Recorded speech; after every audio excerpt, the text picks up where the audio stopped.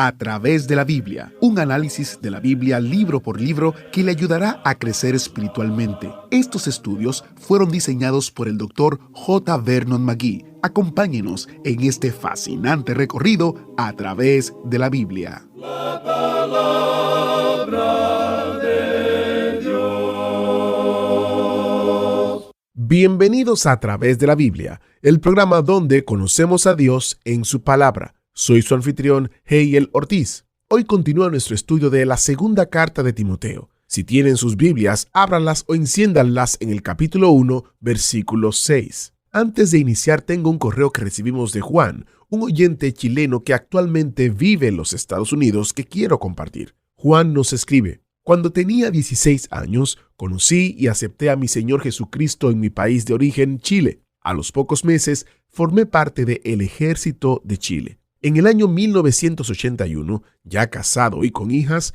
me tocaba hacer guardia militar en la precordillera chilena.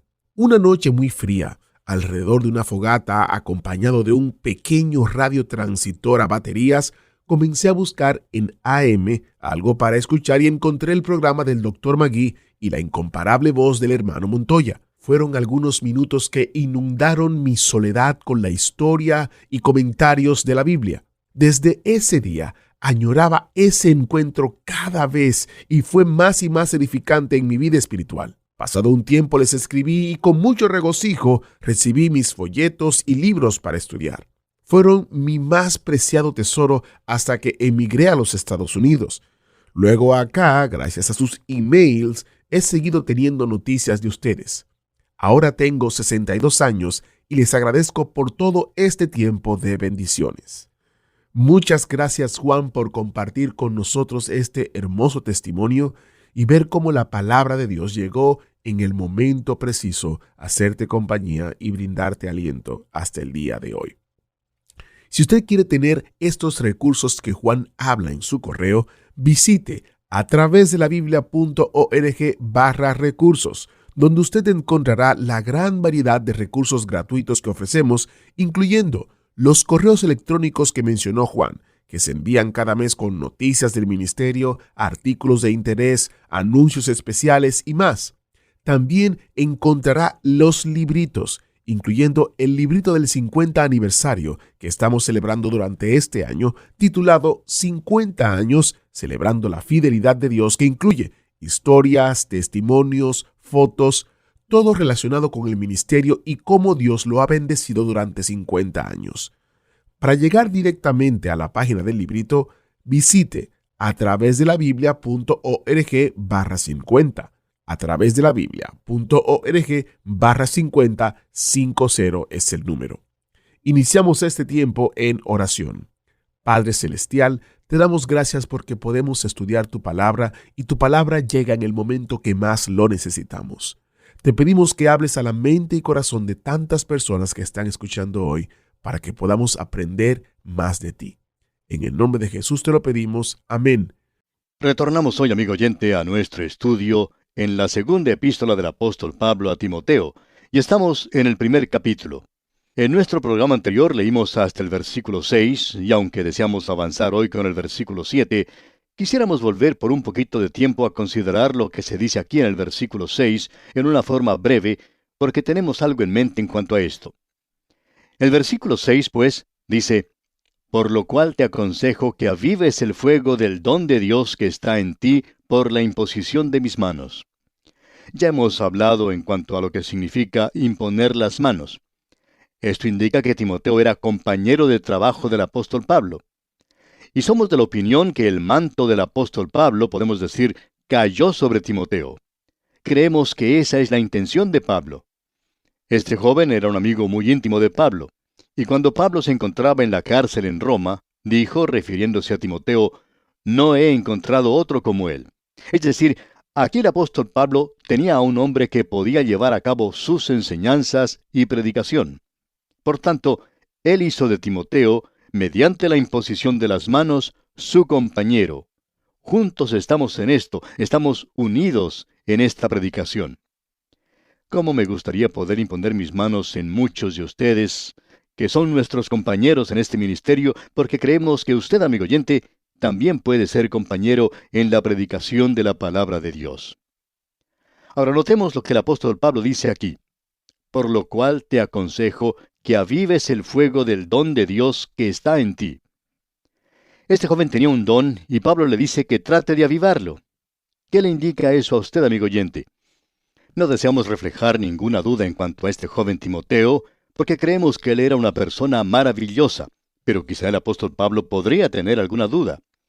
Timoteo se encontraba lejos de Pablo, ya que él estaba en Macedonia, y el joven Timoteo se encontraba en Éfeso. Y Éfeso, como usted recordará, era un lugar donde se encontraba el templo erigido a la diosa Diana, uno de los lugares más pecaminosos del mundo romano de esa época. Había muchas atracciones y tentaciones, había muchas cosas que podrían atraer a un joven en la ciudad de Éfeso. Ahora el apóstol Pablo sabía muy bien eso, ya que había pasado 3 años en ese lugar. Y nos preguntamos si quizá Pablo tenía un poquito de temor de que Timoteo pudiera mostrarse algo reticente y no seguir adelante. Y pudiera haber existido ese peligro. Usted puede notar esa preocupación que el apóstol Pablo tenía por este joven. Él le amaba, y cada versículo nos destaca esto. Él lo llamaba amado hijo. Eso es algo hermoso, y eso lo mencionó allá en el versículo 2 de este capítulo 1. Notemos ahora lo que el apóstol Pablo dice aquí en el versículo 7 de este capítulo 1 de la segunda epístola a Timoteo. Porque no nos ha dado Dios espíritu de cobardía, sino de poder, de amor y de dominio propio. Ahora aquí se menciona esta palabra cobardía. Quizá haya personas que tengan mucho temor de viajar en avión. Hay algunos que tienen que viajar por obligación y en realidad no disfrutan nunca del viaje por avión. El temor es algo natural y es algo bueno. Uno puede tener temor o tenerle miedo a un león. No quisiéramos encontrar uno en la calle, por supuesto. Y las Sagradas Escrituras tienen algo que decir en cuanto a esto, hablando de un león suelto en las calles.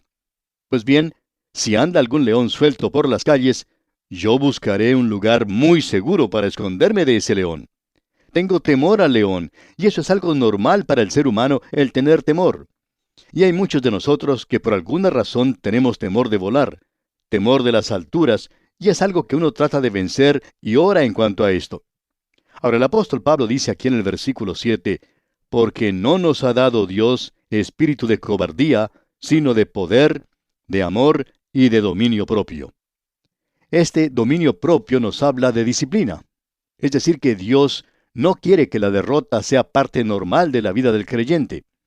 En realidad, tenemos que ser creyentes bien disciplinados y no tenemos que ser esclavos de nuestras emociones. Muchos de nosotros somos esclavos de nuestras emociones y actuamos dejándonos llevar por ellas. Y esa es una de las razones por la cual, al ver una foto de algún pobre niño padeciendo hambre o de un huérfano sufriendo, la gente es movida a dar dinero. La gente responde cuando se apela a sus emociones. Ahora, el creyente no debería ser motivado por las emociones. Pensamos que quizá eso sucede demasiado a menudo entre los creyentes. Por tanto, debemos decir que nuestras emociones no deben dominarnos. Debemos tener disciplina, es decir, dominio propio. Ahora bien, volvamos a lo que estábamos considerando anteriormente. ¿Es algo malo tener temor a volar en un avión? No, amigo oyente. Tal vez podría ser un error el quedarse en casa. Amigo oyente, bien puede darse cuenta que si usted es un creyente con dominio propio, con disciplina, usted va a demostrar determinación y va a hacer este viaje por aire porque es algo esencial en la obra del Señor, y es algo que usted tiene que hacer en su vida para Dios. Por tanto, lo hace. ¿Por qué? Porque usted tiene que tener dominio propio. Usted está viviendo y está controlando sus emociones. Luego, quizá cuando usted esté en el avión, va a estar allí lleno de temor y preguntándose, ¿cuántas horas más durará todo esto? Y las horas parecen una eternidad. Y si el avión comienza a sacudirse un poco, pues ya busca agarrarse de lo que esté más a mano. Sin embargo, cualquier parte del avión se encuentra en la misma posición en la que usted se encuentra. Pero usted se toma o se agarra de cualquier cosa y parecería que eso le ayuda. Pues bien, este versículo es algo maravilloso. Tenemos que dominar nuestras emociones. No debemos dejar que nuestras emociones controlen nuestras vidas. Dios no quiere que nosotros seamos creyentes derrotados en esta vida aquí en la tierra. Hay muchas personas que han sido tan afectadas por sus emociones que se sienten dominados por ellas. El autor de estos estudios bíblicos, el Dr. J. Vernon McGee, contaba que en cierta ocasión se encontraba haciendo un viaje por la Tierra Santa. En una ocasión él tuvo que ir hasta Egipto y no estaba interesado en repetir esa experiencia. Él no quería ir a la ciudad de El Cairo en Egipto, quería permanecer en el hotel. Había planeado quedarse en Jerusalén y esperar que el grupo regresara donde él se encontraba, pero eso no fue posible porque el hotel estaba lleno y no podía quedarse en ese lugar. De modo que tuvo que hacer el viaje, y resultó un viaje bastante bueno. Pero él dijo que se había dejado dominar por sus emociones, no logró dominarlas, sino que el Señor le obligó a hacer ese viaje. Y como resultado, tuvo una buena visita y aprendió mucho de ese viaje. Pues bien, creemos que ese es el significado de este versículo aquí, amigo oyente. Ahora el versículo siguiente, el versículo 8, dice: Por tanto, no te avergüences de dar testimonio de nuestro Señor, ni de mí, preso suyo, sino participa de las aflicciones por el Evangelio según el poder de Dios. Creemos que es necesario decir 2 o 3 palabras en cuanto a este versículo. Hemos llamado a este capítulo las angustias o los sufrimientos del Evangelio. Existe cierta forma de pensar hoy de que la vida del creyente es una vida que debería ser fácil y muy linda y todo dulce, y que todo sucederá de manera agradable y fácil. Tememos que muchos de nosotros pensamos que tenemos un Padre Celestial que nos va a hacer las cosas muy fáciles y que andaremos por un camino sin ningún obstáculo y nada nos va a suceder que resulte muy serio. Bien, amigo oyente, el versículo 9 aquí en la segunda epístola a Timoteo, capítulo 1, dice: Quien nos salvó y llamó con llamamiento santo, no conforme a nuestras obras, sino según el propósito suyo y la gracia que nos fue dada en Cristo Jesús. Lo importante de notar aquí es que el Señor Jesucristo mismo dijo que nosotros íbamos a tener dificultades.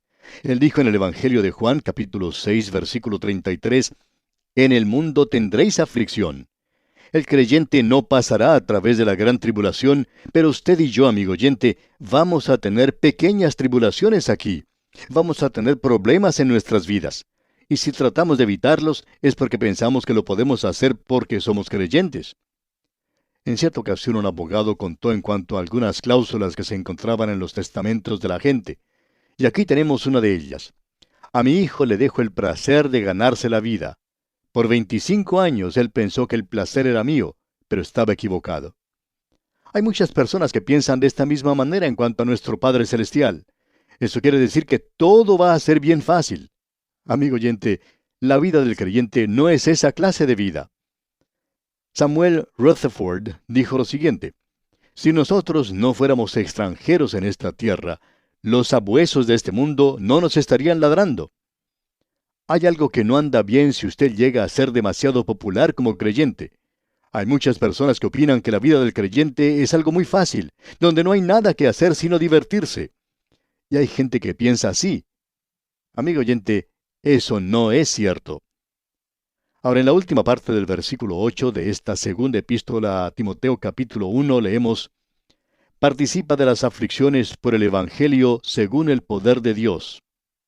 Y luego en el versículo 9 encontramos otros puntos en cuanto a nuestra salvación. Leamos: Quien nos salvó y llamó con llamamiento santo, no conforme a nuestras obras, sino según el propósito suyo y la gracia que nos fue dada en Cristo Jesús antes de los tiempos de los siglos. Aquí tenemos un versículo maravilloso para el Hijo de Dios. El maravilloso propósito que Dios tenía en el Evangelio había sido ocultado en las edades pasadas, pero ahora ha sido revelado a través del apóstol Pablo, según el propósito suyo y la gracia que nos fue dada en Cristo Jesús antes de los tiempos de los siglos. Pero se nos dice que eso había sido un misterio antes, había estado oculto en los siglos pasados. Y ahora vemos aquí que debemos tomar el lugar de uno que va a tener que pagar un precio. Y Dios tiene cierto propósito en mente cuando hace esto. Él hace un llamado, y Él los ha llamado con un propósito muy definido. Leamos lo que dice aquí el versículo 10. Pero que ahora ha sido manifestada por la aparición de nuestro Salvador Jesucristo, el cual quitó la muerte y sacó a luz la vida y la inmortalidad por el Evangelio. Este es otro versículo maravilloso, digamos de paso. Este es un versículo al cual se le debe dar mucho énfasis y queremos hacer eso. Dice aquí, el cual quitó la muerte. Y esto nos indica que Él ha dejado sin efecto a la muerte. Es decir, que la muerte ya significa algo completamente diferente para el Hijo de Dios. Ya no tiene ningún efecto, ningún resultado. Dios no eliminó la muerte por la cruz. Lo interesante de notar aquí es que esta persona que escribió esto que estamos leyendo se encontraba en la prisión, en la cárcel, esperando que la sentencia de muerte fuese cumplida contra él. Pero él no está hablando aquí de una muerte física, sino de una muerte espiritual, una muerte eterna, es decir, la separación eterna de Dios. Ahora, Cristo ha abolido eso para que ningún pecador tenga la necesidad de ir a un lugar donde quede separado de Dios por la eternidad, porque hoy Él es nuestro mediador, un mediador entre Dios y los hombres. Él ha dejado satisfecho a Dios y a los hombres. En efecto, Dios ha quedado satisfecho con lo que Cristo ha hecho por nosotros. Pero la gran pregunta hoy es, ¿ha quedado usted satisfecho? Eso es lo que nos quiere decir aquí. Reconcíliese usted con Dios. Dios ya se ha reconciliado con usted. Permítanos repetir lo que dijimos anteriormente. El hombre no puede salvarse por medio de una obediencia perfecta, porque él es incapaz de hacer eso. Tampoco puede ser salvo por una obediencia imperfecta, porque Dios no acepta eso. Así es que esto deja solo una solución a este dilema, y esa es aquel que dijo, yo soy el camino y la verdad y la vida. Nadie viene al Padre sino por mí. Esto es algo tremendo como podemos apreciar. Ahora el versículo 11 de este capítulo 1 de la segunda epístola a Timoteo dice, del cual yo fui constituido predicador, apóstol y maestro de los gentiles. Él es un predicador, es un heraldo de la palabra de Dios, y también él era un apóstol, maestro. Tenía varios dones como podemos apreciar. Los apóstoles los tenían. Tenemos nuestras dudas en cuanto a si un hombre puede tener más de un don.